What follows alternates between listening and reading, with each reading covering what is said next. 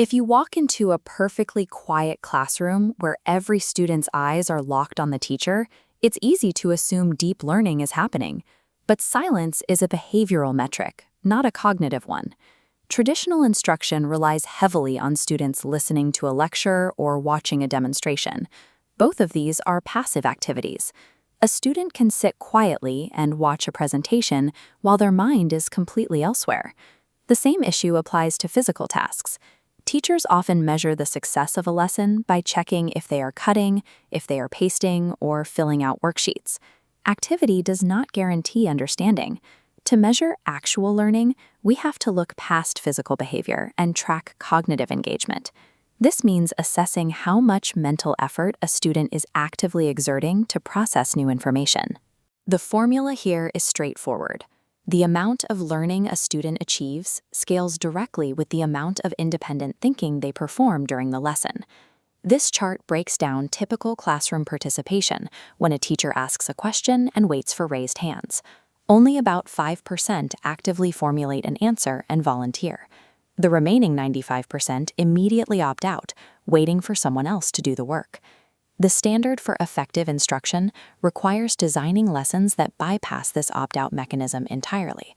The goal is to engineer a system where 100% of the students are required to think about the question.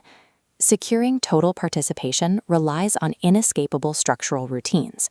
You do not need extraordinary charisma to get every student thinking. You need reliable, repeatable protocols. The first protocol is think, pair, share. This operates as a mandatory, sequential process designed to force individual thought before opening up any group discussion. Step 1 is the think phase.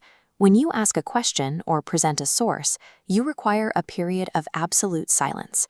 Each student must formulate their own isolated response before interacting with anyone else. Step 2 is the pair phase. Students turn to a single partner and verbalize their nascent idea. Putting an initial thought into spoken words forces the brain to organize and clarify the information. Step 3 is the share phase. Now that their ideas have been articulated and tested with a peer, students can present their refined answers to the wider classroom with greater confidence. This entire structure collapses if the silent think phase is rushed or skipped. Without initial isolated contemplation, students will simply adopt their partner's ideas instead of generating their own. Mandating that period of independent thought prevents social loafing. It establishes a baseline where every single person in the room has committed to a cognitive stance before social interaction begins. The second strategy uses mini whiteboards.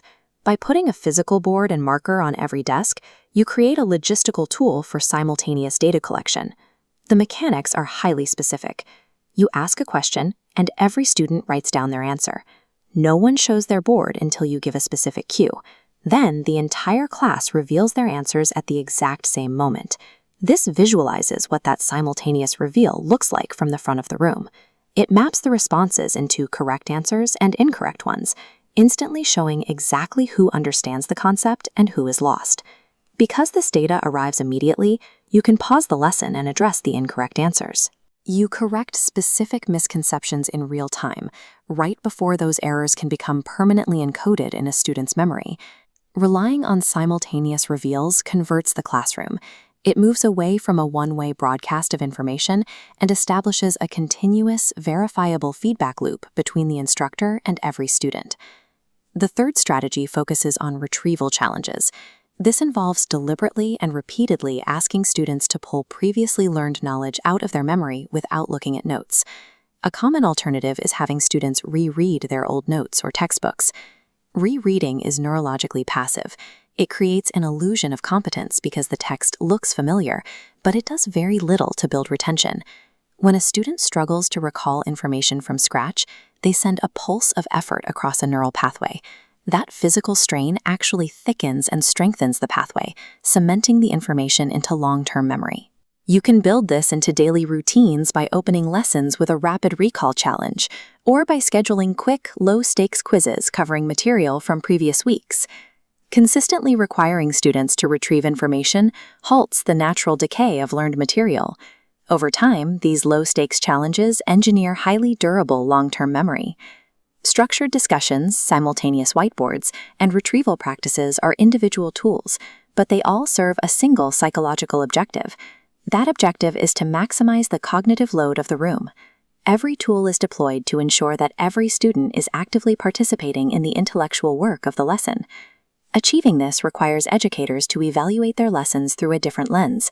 Instead of designing tasks to keep students physically busy, the focus must shift to designing tasks that strictly mandate thought. You cannot achieve this level of active learning by accident. It requires deliberate architectural design in your lesson planning and a strict commitment to these routines in your daily teaching habits. Ultimately, the metric for success is clear and measurable. The students doing the most thinking are the students doing the most learning.